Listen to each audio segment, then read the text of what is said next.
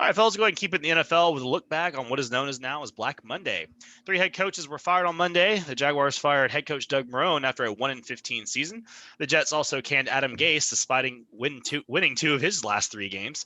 The most surprising firing, though, is the Chargers' Anthony Lynn, who finished the year 7-9, but was still let go. Adding to those three, you have, of course, Bill O'Brien, Dan Quinn, and Matt Patricia that were all fired in season, bringing the total vacancies up to six.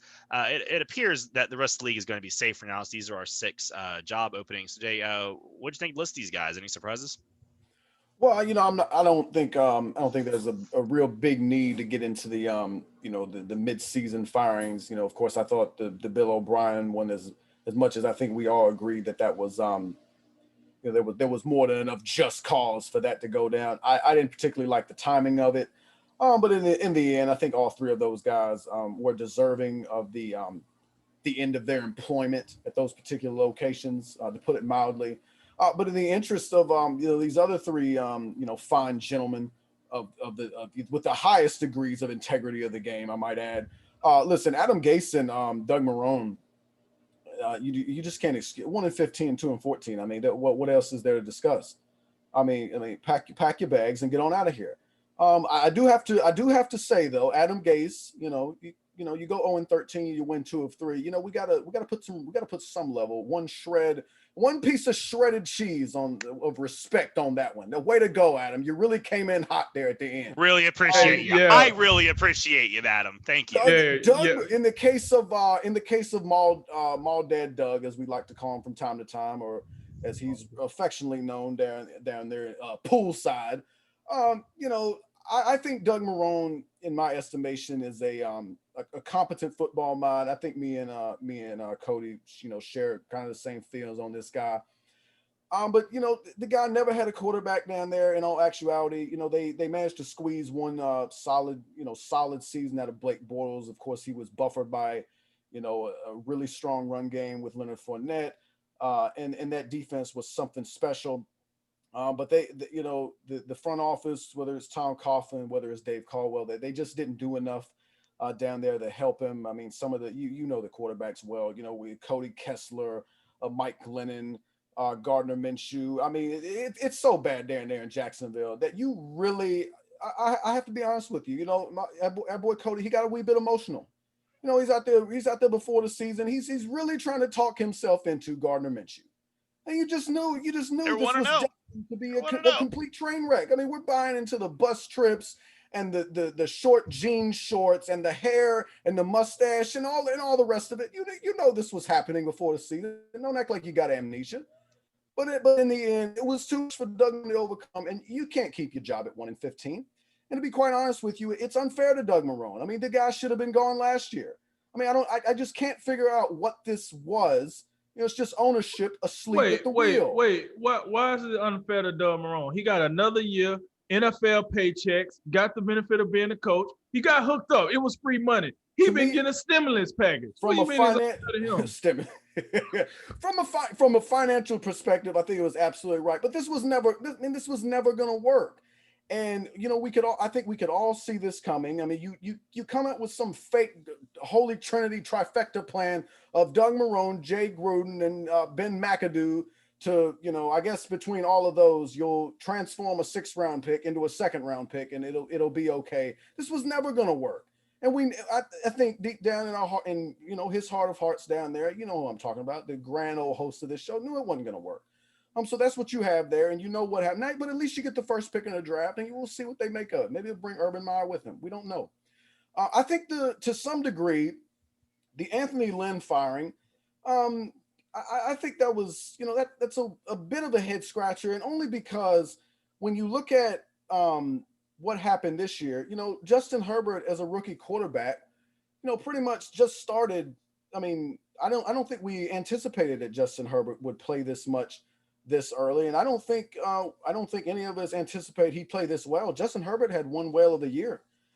In totality, Justin Herbert was the best rookie quarterback in this draft class, and that's saying something considering the expectations of one Joe Burrow, who of course his season was cut short due to injury, and of course Tua's due to his injuries in his college days. He was handled more with kid gloves early on.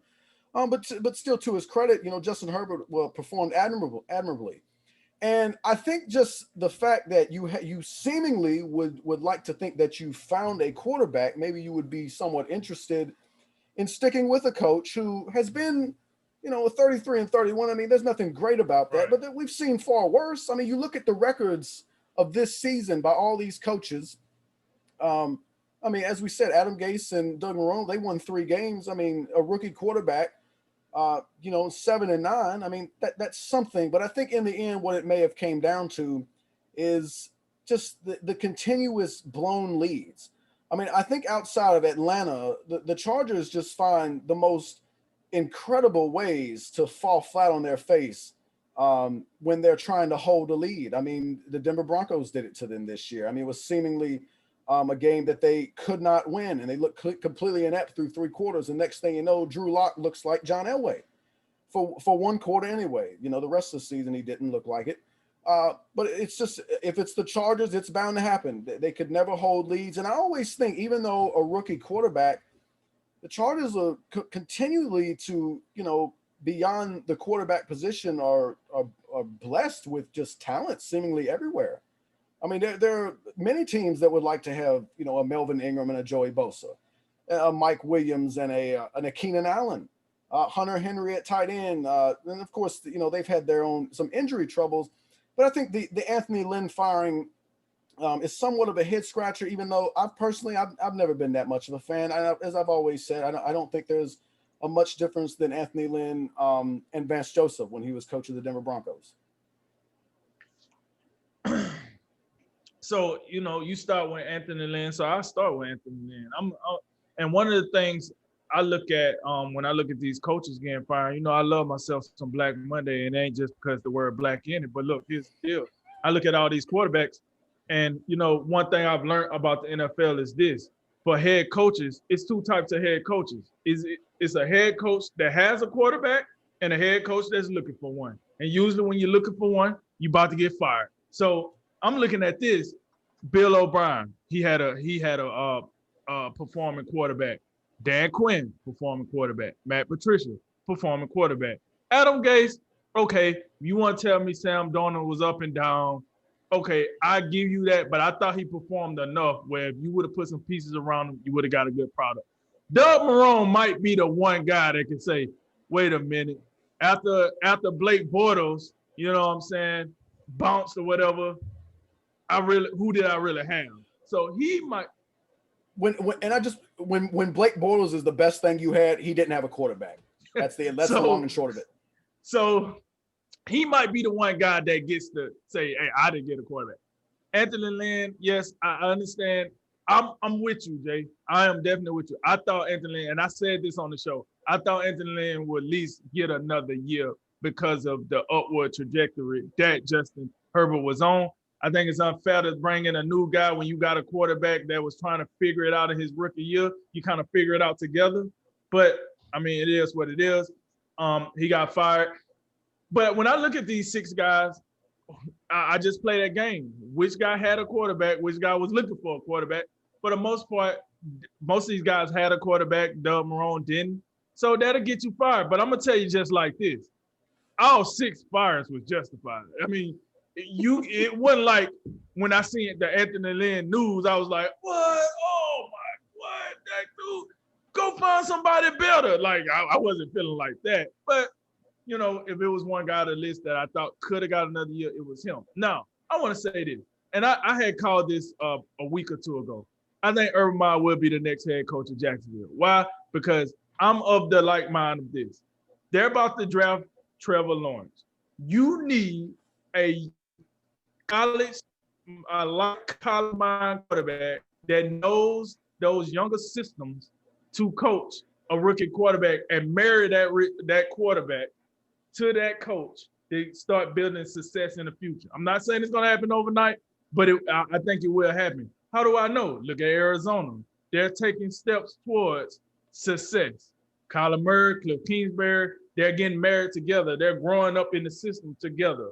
We'll see how that maturates in next season and the season after. But I'm a true believer that I think as college football gets younger, your coaching has to get younger. You cannot be out here with this old 90s terminology, 2000s terminology. No, I'm gonna need you to get, 2015 or later, something like that. You gotta mesh well with these young talents that's coming out. Why do I say all that? I say all that to say this. If you Robert Salas, Matt, whatever this guy name is, I can't even say his last name, the DC for the Colts. Eberflus. All right. If you some of those cats, I'm telling you right now, if you're a defensive coordinator, the only way you finna start getting a head coaching job in today's NFL, you better be coaching a legendary defense. You better be Dan Quinn with the Legion of Boom. You better be, you gotta coach something legendary, because this game is getting more and more offensive. Not only that, college kids are starting to transition easier to the NFL game because they're making the game easier for the college quarterbacks. How do you make that easy? You get somebody that talks the same language. Hence, more offensive coordinators from the NFL or college, and when I say offense coordinator, I mean offensive-minded coaches, because it could be a head coach as well. They are getting put in the head coach position because they want you to start they want their number one pick to start slinging these pineapples as soon as possible. You can't put a defensive coordinator in there and get that result. You need an offensive guy to get that result. And this is why I believe, as good as these defensive guys are that's coming up for head coaching jobs, it's kind of like a running back winning MVP. You ain't winning that joint unless you break a record or just do some outrageous stuff on the ground. And even then, they're going to go find a quarterback that equates to that running back and say, oh, no, the quarterback is going to get it. It's just one of them things. This is how it happened. So I think, these 6 jobs that's open, I would say I do think 5 of them would get filled by an offensive guy. Maybe one of these will get filled by a defensive guy. There's just maybe if they really like one of these defensive guys that's open up. But listen, it's a couple of names I'm looking that's not on here that I think could be in the NFL. I'm thinking about Lincoln Riley. I still hear his name pop up every now and then. He could be in the NFL. I heard some rumblings about Dan Mullins. He's supposed to be a quarterback whisperer. Maybe he gets in the NFL. Matt Rule came out of nowhere last time I checked. Cliff Kingsbury came out of nowhere last time I checked. So it's possible that some of these guys that we're not talking about as much in college could end up being, a head coach in the NFL. I see Matt Campbell. He's a good candidate. So, a lot of these guys that get fired, they might not even get another head coaching opportunity, to be honest with you. They probably going to head to be a DC or OC or heading to the couch. Or, if they want to try this out, go to college and be a head coach. But, everybody ain't Herm Edwards. You can't just, roll up into this thing and know what you're doing. So, with that said, listen, I wasn't surprised. Like I said, Anthony Lynn probably closest to the surprise. But I am really anxious to see who are the guys to replace these coaches to see if I'm on the right track with the future of the NFL. Yeah, none of these jobs really took me back. I mean, we in off conversations, I told y'all I thought Anthony Lynn might get the can this year, Mm-hmm. and I was a little surprised with how Herbert played, that they went ahead and did it. Like you said, I think there's something to be said about his success and maybe kind of keeping what you had. But you can also argue that with Herbert's success, the team's success didn't come. I mean, yeah, the Chargers finished 7-9.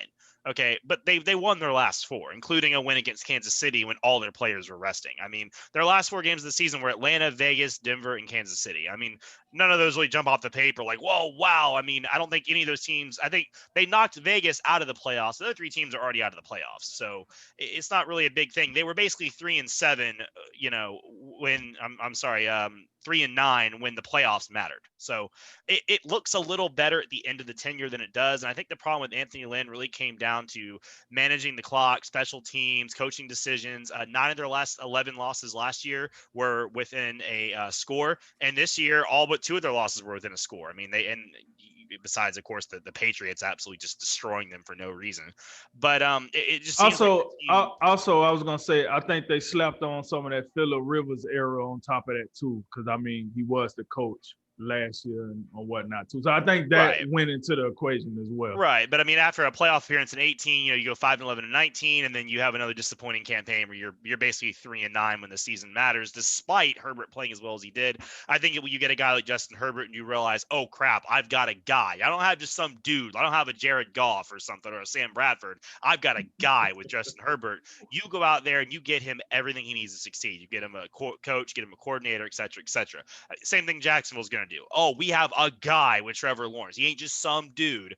You're going to go get Urban Meyer. You're going to pay him whatever he wants and then a little bit extra. You're going to go let him get anyone he wants on his staff. I mean, when you finally find your guy, you got to go for it. And yeah, I mean, you can say most of these guys didn't get the fairest shot in the world. Doug Marrone, especially, I can tell you all about it. But Jay really kind of covered it pretty well.